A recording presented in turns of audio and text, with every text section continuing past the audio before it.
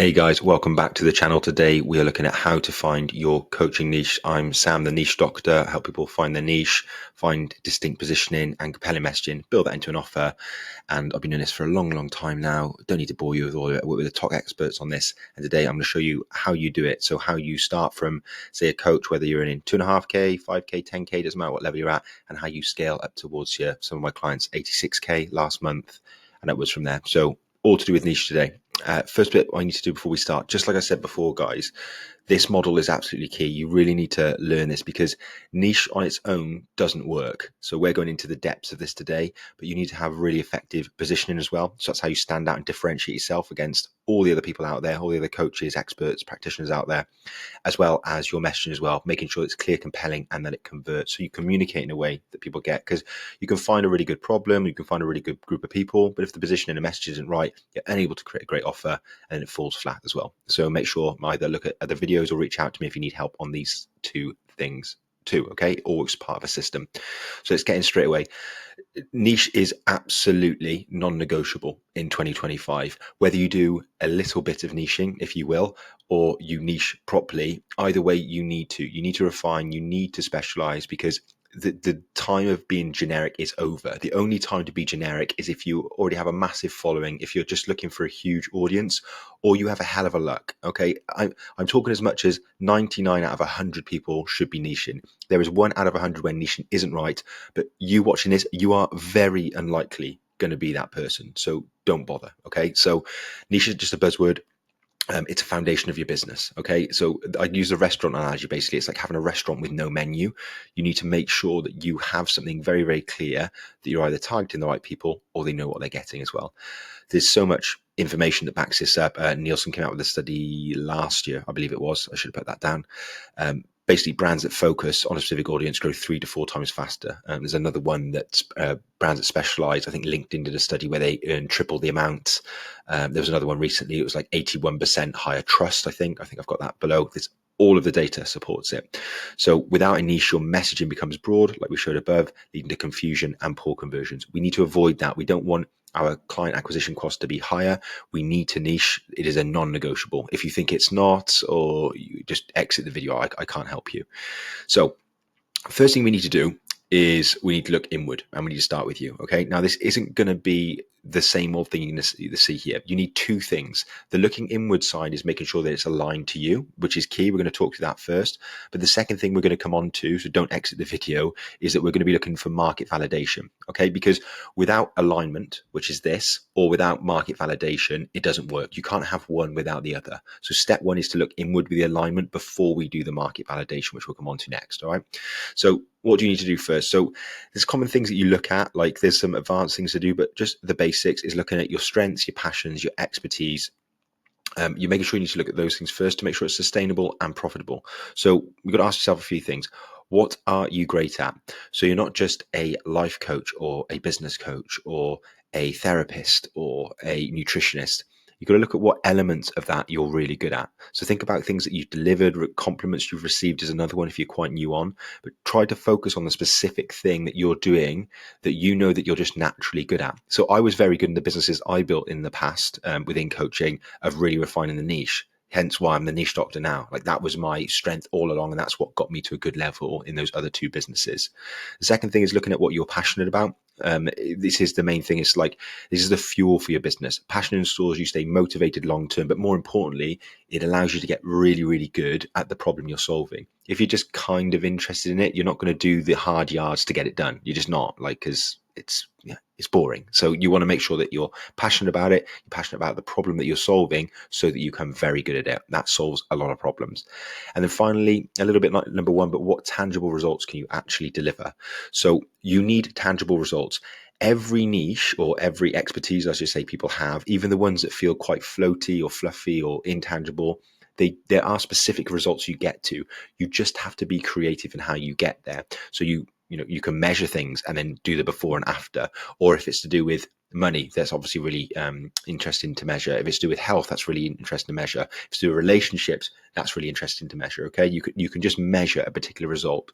You need a tangible result, because just getting happy or getting healthier or making more money or financially free does not work in 2025. You could have got away with it 10, 15 years ago. You can't now. It's way too competitive. Okay. Think of it as a superpower, right? So imagine your niche is a superpower. What is the one thing that you do better than anyone else? If you can answer that and you can start to really look at, well, if I'm better than the majority of people in the market solving this particular problem for this particular group of people, you're flying. Okay, 2, you need to really start to research the market and you need to figure out where the demand exists. So a niche without demand is a hobby, not a business. You can do that first step and you think, okay, this is aligned to me, this feels really good. It doesn't matter and it won't work unless there is market demand. What does that mean? It means that there's a group of people, hopefully similar, which we'll come on to, but a group of people at least that are starving to solve that problem or to get that outcome.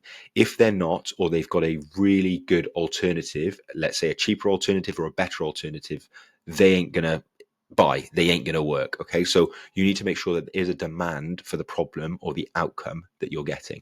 Okay, so key things here: look for the pain points. So what people are desperate to solve.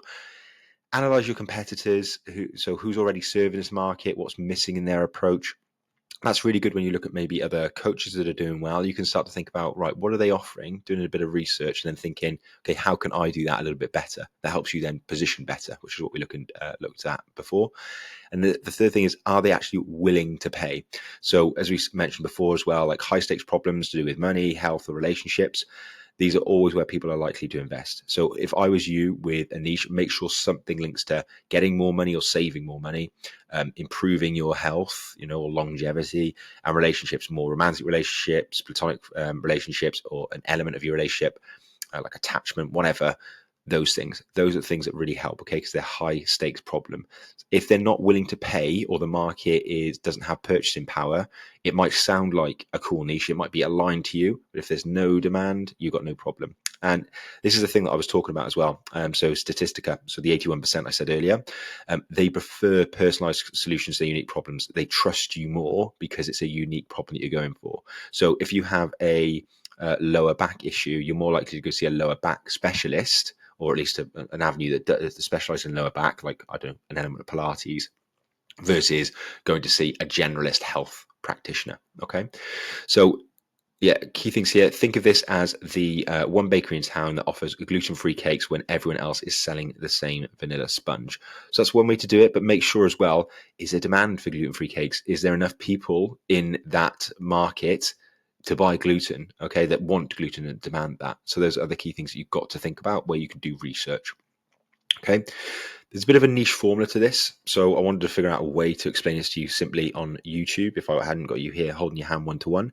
So if there's 5 things you need to do. So first of all, the one we talked about is, is it aligned? So is it aligned with your actual goals? Like, do you enjoy this? Do you enjoy working with those people? Okay, that's quite an easy bit. The second bit then, is it profitable? So will it generate revenue and profits? Is there a demand for it? Third thing is the audience that you have. Do you care about the audience? Do you know who that audience is? Because you've got to know that audience well so that you can find out their pain points and you can find out their results. With these things, if you're these top 3 that you've got here, you need to make sure with these 2 that you need to be specific on the audience. You can be very specific on the audience. So you could say that, I don't know, that you work with senior female managers in tech. So you can be really specific on that. Or you have to be very specific on either the problem or the result that you get. If you're specific on both, that's phenomenal. If it fits, that's really strong and you put yourself in a good position. But don't feel the pressure to be like, say, if you're really specific on an audience, then you can be a little bit more generic. Is the wrong word, because I hate people that want to be generic, but if you can be, you allow yourself to be less specific on the problem result. The same way, if you're really specific on a problem result, you can be a little less specific on the audience. I'm a good example of this. I have a really specific problem I solve, people that can't find their niche or the niche isn't working, and a specific result, them getting more clients, or attracting more clients, I should say. Those 2 things, then my audience is a bit more open. It's a bit more, service providers, coaches, nutritionists. It can be a bit more open. I don't have to go nutritionist over 10K. I don't have to do that because I've got a really specific problem and result. All right. You could do the same things too. The more of those you hit, the stronger your niche will be. An example here, I usually use the Amazon example, but I wanted to put in the Starbucks example today. Starbucks wasn't about global domination. It was about beginning with a targeting focus on affluent urban professionals seeking a third space between home and work. Okay, I wouldn't even know or think of that now. The same way with Amazon, like it was the bookstore in the 90s, like an online bookstore, like super niche. Now Amazon does absolutely everything. But after they defined their niche and they built out a customer base, then they could expand. And I know you're thinking, well, I'm not Starbucks. How do I do that? You can start and hone in and work with a market that has the potential to earn you a lot of money. Then if you want to expand and go to bigger, wider markets in either different countries or different age groups, demographics, psychographics, you can do all of that. But it's better to start in and get things moving and have momentum. Thereby, you're getting a lot better as well. And after that, you can start to expand out. Doing it the other way, which is what most people do, they expand out, they do it for ages, fail, and then realize, okay, I should have niched in the first place because I'm one of the 99 in 100. I'm one of the 99 people in 100 that should be doing that. Then, fantastic, right? So start with a specific audience and then broader growth can always follow. Just some common mistake, guys, that I see with a lot of coaches doing at every level, really, tend to be too broad. Okay, so they focus on too broad on either the person or the problem. So things like I help people achieve their goals, it's vague and uninspiring and it does not work. Second thing, if you ignore market demand, so you might love your idea, but does the market actually care? I see so many people get obsessed with their ideas and drunk off their own hype, and there's nothing really there. And I've had a few terrible sob stories with leads that came to me. Some of them fortunately could work with me, but some of them couldn't work with me because they were just so far down the path. And it's it's always the same shame when that happens. And then the third thing, then skipping the validation part. So this is the bit that I really do. It's validating your idea.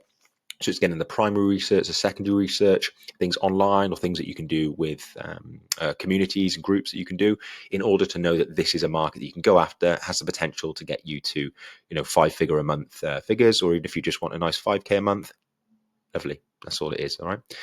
So main things, passion and skills alignment. Make sure that you align your skills, passions to results you can deliver. You need to focus on something that's aligned to you. Second, market profitability. You need to target a profitable market with a clear pain point. Can't get anywhere without these two. You have one of those, not going to work. You need both of those. And the third thing I should say, that real world validation. Niche is not black and white. It is grey. And what you need to do is you need to do some niche now, okay? Even if it's just a little bit, even if we have to like grab a little bit more.